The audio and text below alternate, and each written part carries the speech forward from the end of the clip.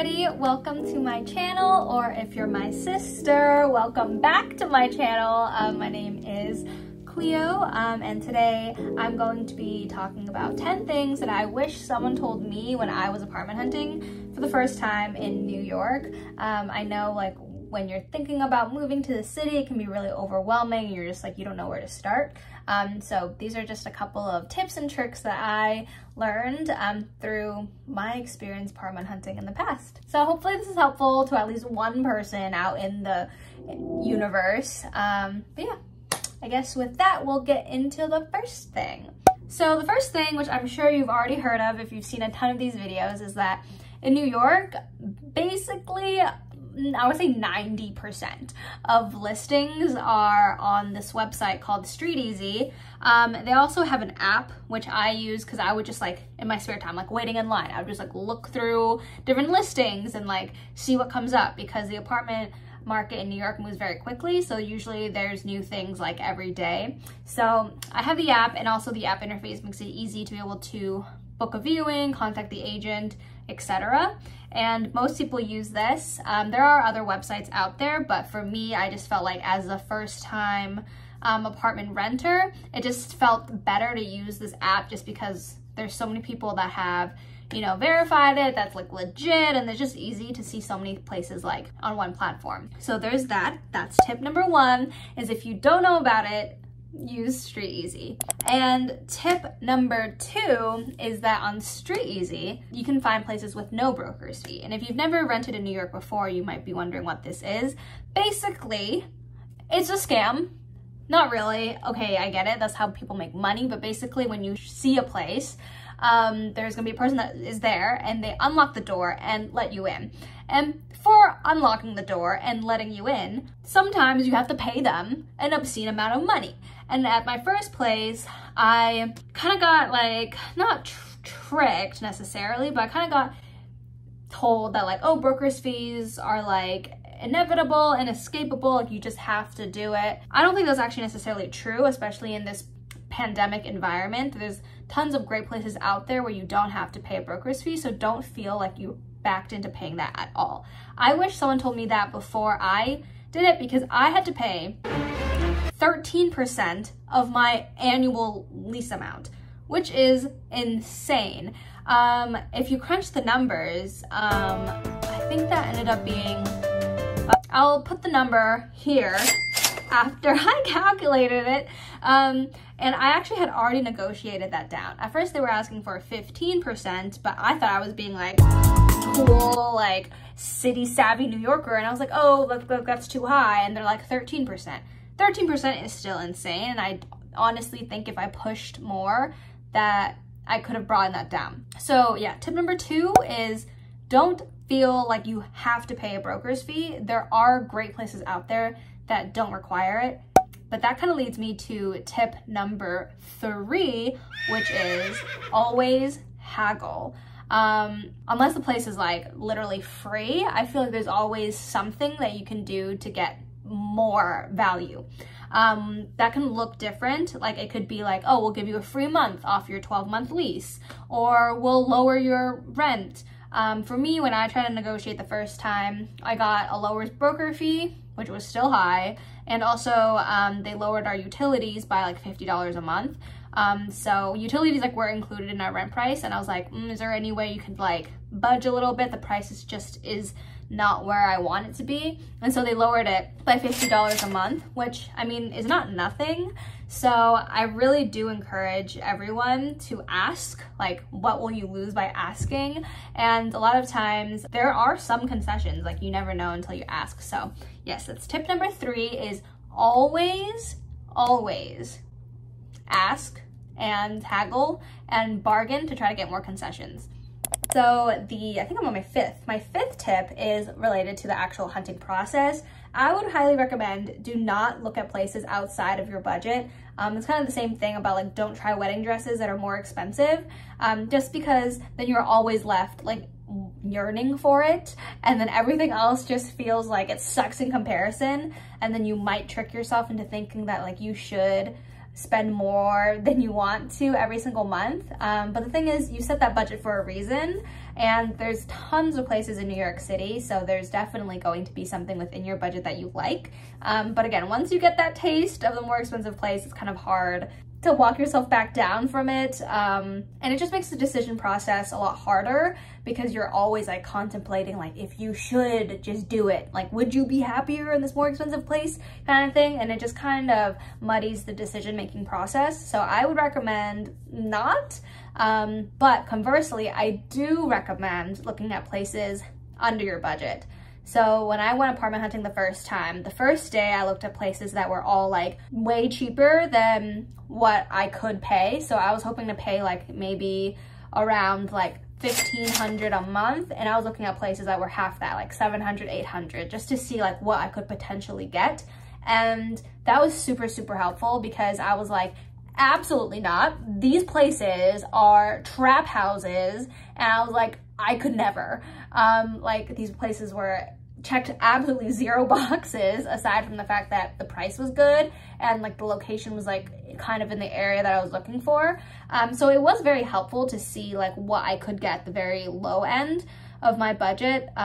Just so then I could definitely justify to myself like paying like $1,500 a month, because I'm like, yeah, I would definitely much rather be at a place like this rather than like saving so much on a place that I would be completely unhappy with.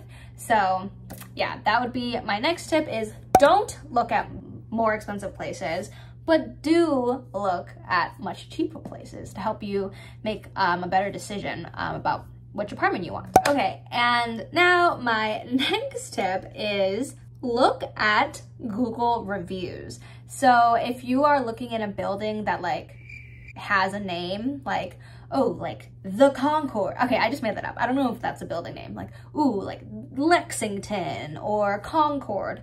Essentially, if they're on Google Maps and they have Google reviews, I've actually found it to be very helpful to look at it, because then you can see what past tenants / current tenants have to say about the building. Like, multiple examples. I looked at this other building. I thought it was really interesting. I really liked the place. The rent price was good, location, everything. And then I looked at the reviews on Google and people were like, do not live here. Literally, it sucks. It's a scam. And I was like, okay, good to know. And like, these reviews were recent, like a month prior to when I was looking. So yeah, things like that, things that you just wouldn't know otherwise, you can definitely find on Google reviews. Okay, and my next tip, I forget what number, I'll put it over here or over here, I don't know, is when you're actually touring the apartment, obviously look for the obvious things that you would look for, like gross things if the place actually looks like what the pictures show. I know this ain't the but I found that there's like two things that people don't realize to check. First is water pressure. I personally hate when the water pressure is too low, and so you don't actually know that until you turn on the water. And so there's like been instances in the past where my friends have like moved into a place and like they take a shower for the first time and the water pressure literally blows, but you can't do anything about it, right? Because you already moved in. So make sure to check that when you're taking the tour. Just like turn on the shower, whatever. And the next thing that I didn't realize until I moved into my apartment is check the depth of your closets. So when I toured the place, I was like, cool, great, I see a closet, there's a closet. But when I moved in, I had a rude awakening. I tried to put my hangers into the closet, but the closet actually wasn't deep enough to hold the hangers. So I was like, what's the point of a closet if it can't hang any clothes? Basically, my room was a fake room, and like my closet was like a broom closet that it was like thin enough to fit, you know, like Swiffers and stuff. So then I had to call the super and have them take off the doors and stuff just so I could fit my clothes in. So for the rest of my 2 years there, like my clothes were just hanging half outside, this hole in the wall, which was kind of unfortunate. So check your freaking closet depths and make sure it's actually deep enough to hold clothes when you're touring your apartment. So this next tip, I'm sure most of you guys have heard of if you, again, watch videos like this, but it's to have all your papers ready. the New York City apartment hunting process moves pretty fast. And if you watched my other video with my New York City apartment tours, you will have seen that I was literally on the subway going home to fill out my application when someone had already put in a deposit and like filled out their application, all that stuff. So it just goes to show that it can move very, very fast. And so I recommend you to have all your papers in place so you're ready to go. And you kind of need a lot of stuff. Like I'm just gonna list off some things. Like you need your employment verification letter, which needs to state, you know, your job title, how much you make, how long you've been working there. You also need to provide 2 or 3 recent pay stubs to prove that you're actually making money. Your bank statements, usually it's like the 3 most recent, so they want to see like you actually have money in your accounts. And then you need your federal tax returns, 2 forms of photo ID. And some people also ask for a recommendation letter from your previous landlord. And this is the one that I recommend you get in advance because, you never know how long it's going to take them to get back to you. So I would say if you know you're hunting or you know that you're going to be moving out soon, you should ask them sooner rather than later, just so that's not the only thing that's keeping you. That list should cover most of it. And so as you can tell, it's kind of a lot of things. So I highly recommend you to just get all those papers ready and in order. So then if you find a place that you love, you can just be ready to go and submit all your stuff. When I went apartment hunting for the first time, I thought it was like you have to have everything printed and you hand it over to the broker person immediately. But in this day and age, you don't really hand over the physical papers, so you don't need to like bring all your stuff with you like I did. It's just everything's through email, obviously, but just have everything ready to go. And this kind of leads to my next tip is even though you have all those papers and technically you make enough money to afford rent, in New York City, usually you have to make 40 times your rent. And at the time I did make enough, I did not have a credit score yet. Man, boo, tomato. Because I had just graduated college and I, for some reason, didn't have a credit card in college. I was just rocking with a debit card. So I didn't have a credit history. And so when they were doing a credit check, I technically didn't qualify. And so even though I made enough money, I still had to get a guarantor looped in. And the guarantor has to make 80 times rent, which is like nutty, like 80 times rent. That's crazy. So I had to do that, and like unfortunately I had to pay the expensive application fee for my guarantor as well. So that was $100 I could have saved if I just applied for a credit card and built my credit up early.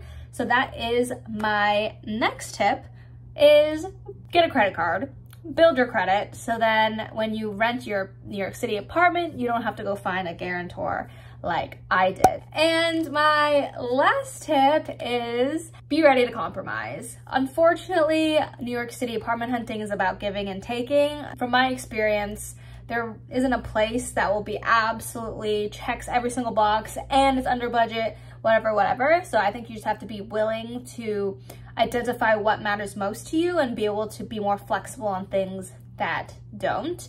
I'm not saying that like the perfect place doesn't exist, like I'm sure it does, but I just feel like it's difficult to find a place if you're waiting for something that is absolutely perfect. So I think going in with the mindset of knowing that like some things are give and take, and as long as you get the things that matter the most, then you should probably go ahead with the apartment. I think thinking that way makes the apartment hunting process a little bit less stressful and easier.